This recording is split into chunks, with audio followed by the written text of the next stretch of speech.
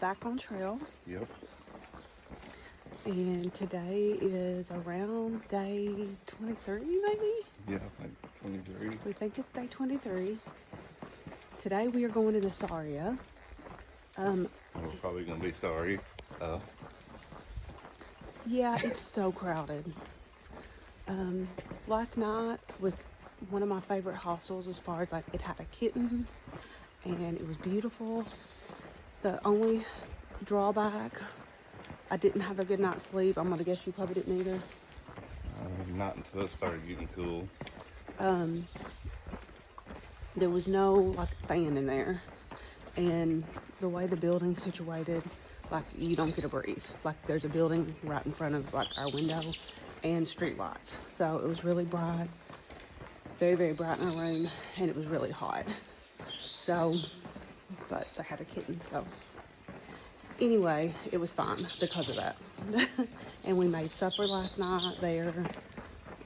We don't normally do that, but we just figured it would be something different for a change, so we went to the grocery and got that taken care of. So yeah, we're off. But yeah, the crowds are insane. Holy moly. What are those people waiting on? Probably getting coffee. There's like a line, like 20 people deep. So that's some of the things that I think we're going to get into, like lines waiting for stuff. There's tons of kids on the trail now that got dropped off. It's just a lot of people coming in right now. So, but that's okay because we're almost done. Yeah. So anyway, we've got I need to set my watch. How far? 16, 17? 15 mile day. And hopefully his foot's good and we're gonna make it in. We'll see you down the road. How your foot feel? My blister foot feels really good. Good. All right, we're off. For real this time.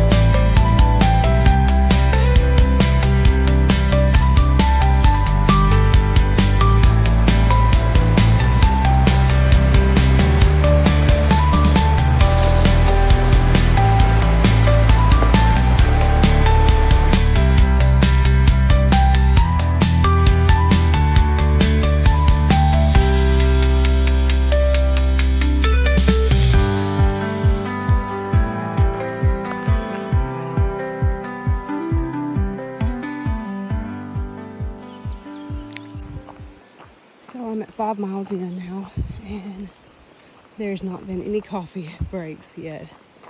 So for that first 5 mile stretch, there will not be coffee.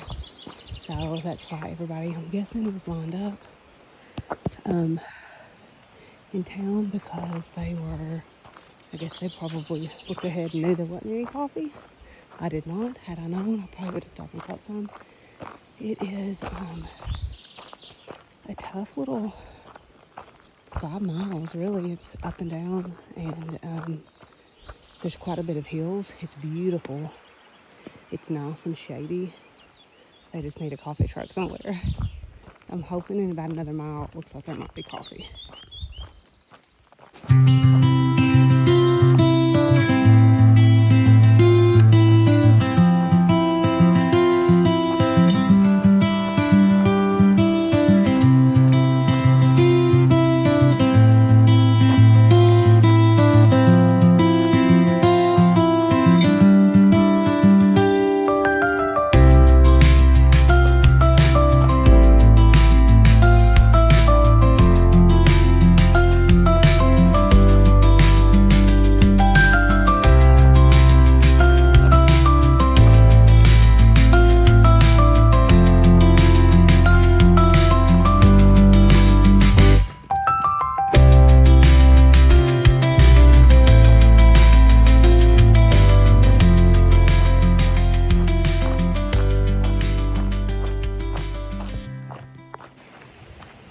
Okay, so I just had coffee at that little town.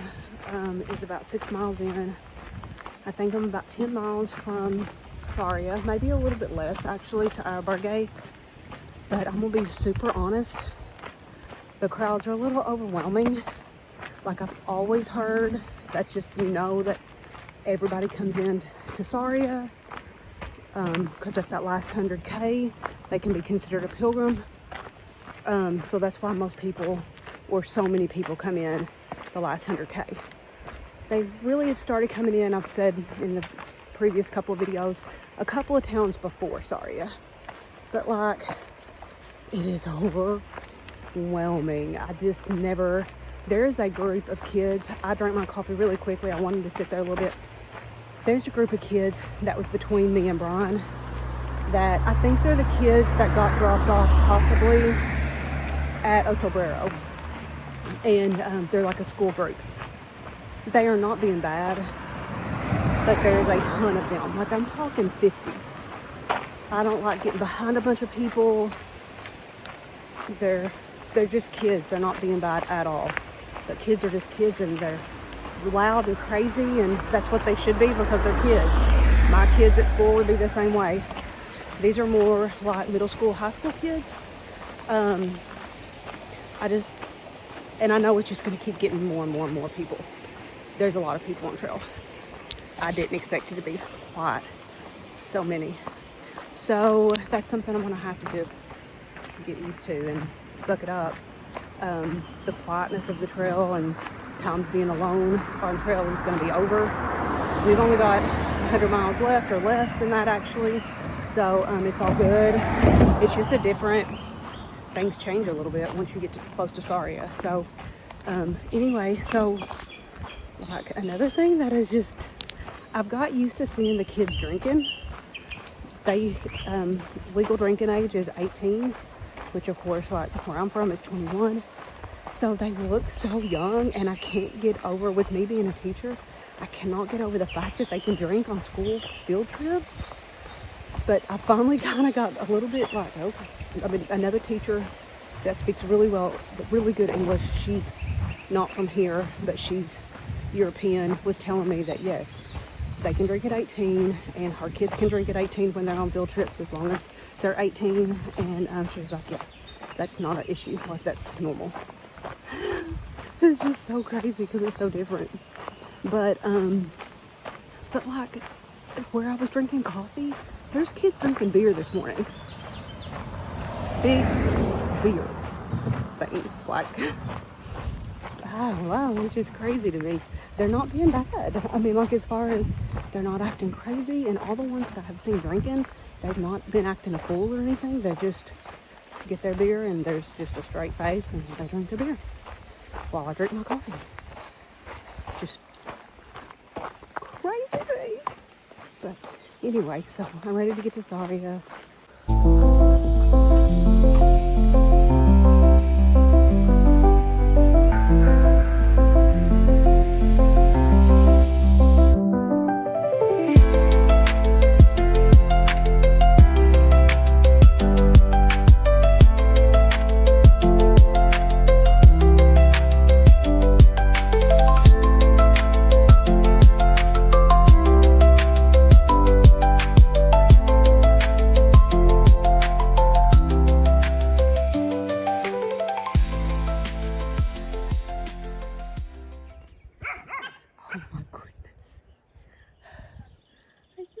Dogs. They're learning their job. Oh no. Better not. No puppies, you can't follow me on the road. Oh my gosh, I want to pet them so bad. But I know I can't. Oh my gosh, they're so cute. It's so hard for me not to go back and pet them, but I know I can't. I don't want them on this road. See, there comes a vehicle. Oh my gosh, they're adorable.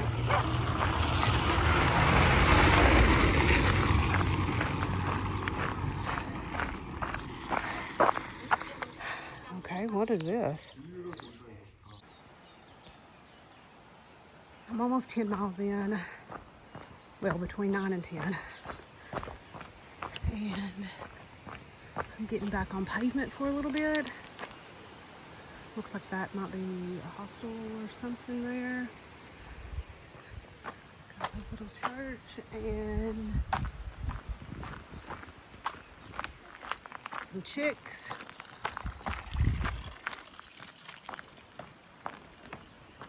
Oh, roosters. Nope. Getting back off the road. So Sarria's in the distance. So I'm about a little over a mile, less than a mile and a half to Sarria. Sarria is just such a big deal because it just means you're almost done. And I've said, as I have mentioned many times, this is where everybody comes in. Lots of people come in to do this last 100K. So it's just kind of a big mile marker, I guess, or monumental place to get or whatever. So I've kind of struggled a little bit today. I don't know why. I'm struggle busting. So I thought I have a playlist that's called Mountain Music that I listen to a lot on trail, but I haven't listened to it at all on this trail. I kind of got a little burnt out on it because I would listen to it so much.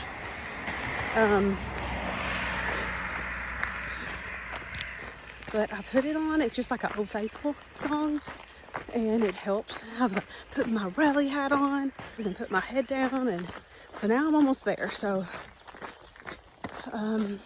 yeah, I'm excited. I'm excited to get there. I'm not for sure how far back Brian is. There's really not been any stops along the way, so he's probably not stopped unless he just stops on the side of the trail for a little bit. So I'm gonna get down here and find a place to sit and wait on him. I have officially made it to Sarria. It's such a sense of accomplishment. Okay, there's my mileage and time. I'm not to Arberge yet, but I am in the city limits of Sarria, and you know, it feels like forever ago that I remember saying, how many days till Sarria? Oh my gosh, it's so far till Sarria. And to be here is just kind of like crazy, kind of hard to believe. I mean, for real, this now to me signifies like we are 100% on the downhill. We're almost finished up with this trip. It's definitely bittersweet. It makes me, I didn't really know, and I still don't know how I'm gonna feel whenever I get to Santiago. I really kind of imagined that I wouldn't be very emotional, but now that I'm here at Sarria and it's really closing in of the end of our trip, I don't know, I might be a little emotional when we get there. I will be ready in ways for it to be over because I want to get back home, but then in ways I'm not really ready.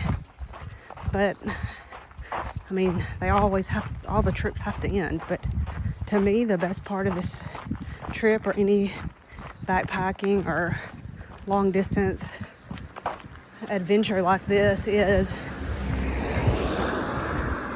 the break from the norm. I like the change from the norm.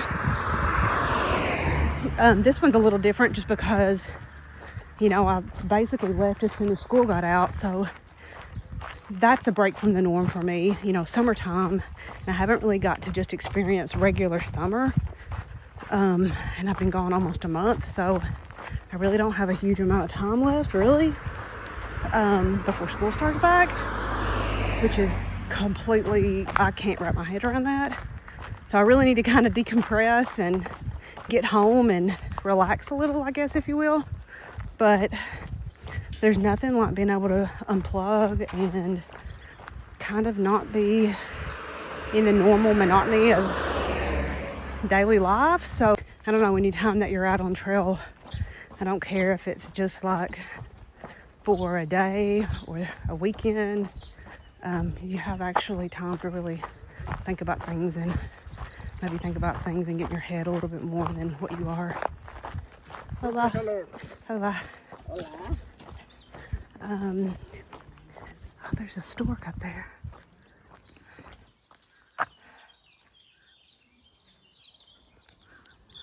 Oh my goodness, there's another stork. So anyway, enough of that. But I'm excited, but I'm also sad. Yeah, I'll end up there with that stork and